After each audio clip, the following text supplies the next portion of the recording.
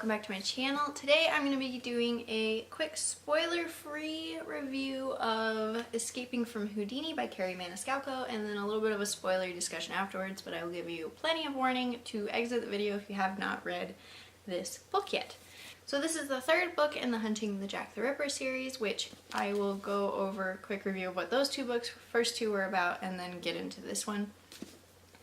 Book one follows Audrey Rose Wadsworth, who is a young girl in 19th century London, and she is apprenticed to her uncle, who is basically a medical examiner, and her father doesn't know that she's apprenticed to him, and he's very protective after the death of her mother, doesn't let her leave the house, so obviously he would not be thrilled that she is off doing investigations and assisting her uncle in his lab. But she does it anyways, and from there she meets Thomas Cresswell, who is also apprenticed to her uncle, and there's some cute flirtations happening there, and it's them unraveling the mystery of who's been killing all of these women, which it's a great series, young adult, if you are interested in slightly science fiction elements at times. Overall, it's a mystery though. Hi, Winnie. Mystery with heavy influence from forensic science. The second book picks up right after the first, and is called Hunting Prince Dracula. That one is Thomas and Audrey Rose, with permission finally, because her dad knows that she studies forensic science. They go to Romania in order to study at a prestigious forensic science school and compete for permanent places there in order to advance their education. Once they get there though, there is a string of mysterious murders in which all the victims are drained of their blood. So is it Prince Dracula, or is it someone wanting them to think it is? And it ensues from there. Escaping from Houdini picks up almost immediately after that book, in which Thomas Cresswell and Audrey Rose are joined by his chaperone, Mrs. Harvey, her uncle, and her cousin Liza. They're all on a ship heading to America to assist with some investigations. And on the ship each night a carnival performs, and unfortunately the carnival is not what it seems, and bodies keep turning up posed as tarot cards, which is part of the carnival show. From there, Audrey and Thomas attempt to figure out who is doing this before they get to American soil.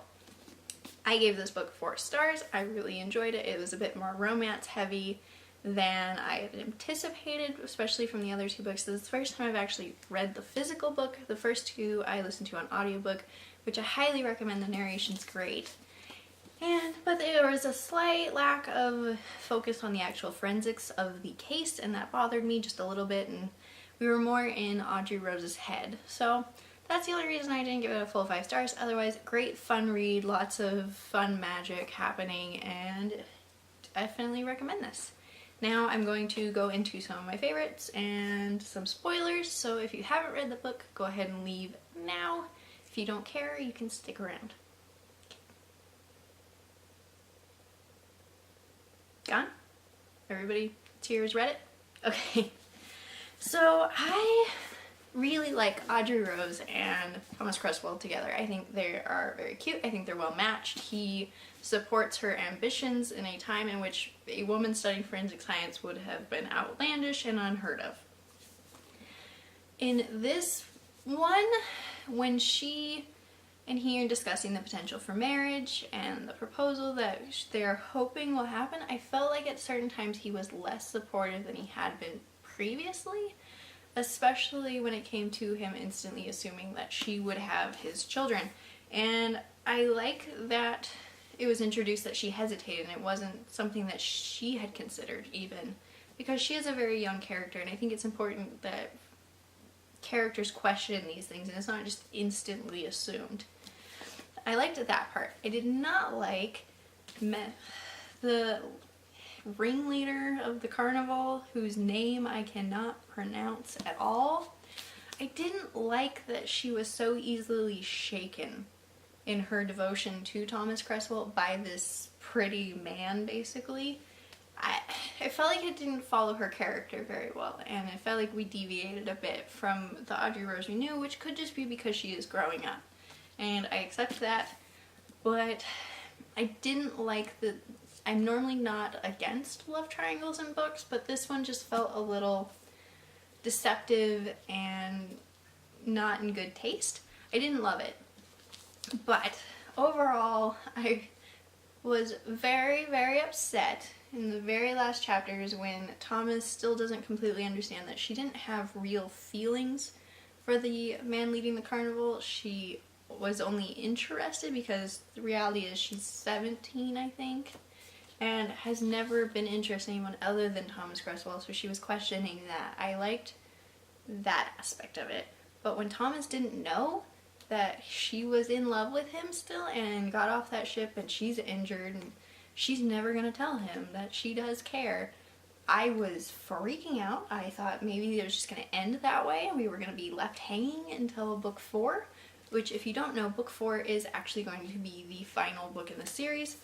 Kerri Mansicalco just put that out on Twitter, a picture of the book, and saying yes, it is going to be the final book in the series, which was upsetting a little bit because it's such a fun series. But when he got back on the ship and they said everything that they were actually feeling, and finally there was no more deception. I hate that trope when if people just had a simple conversation, everything would be cleared up. Instead, nobody ever says anything and you create massive problems. That was an issue I had with this one. But overall, other than those few things that irritated me, it was a good book. I definitely like the first 2 better, but it's still a solid installment in the series.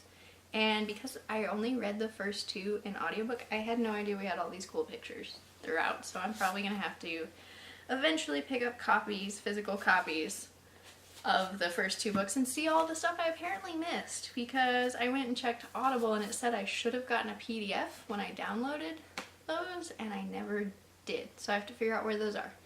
But yeah, if I love this book, love this series, can't wait for the 4th one to come out. I think it's 2019 is when it's coming out. So yeah, let me know if you've read this, if you enjoyed it, or if you agreed that it wasn't quite as good as the first 2. Alright, happy reading, guys.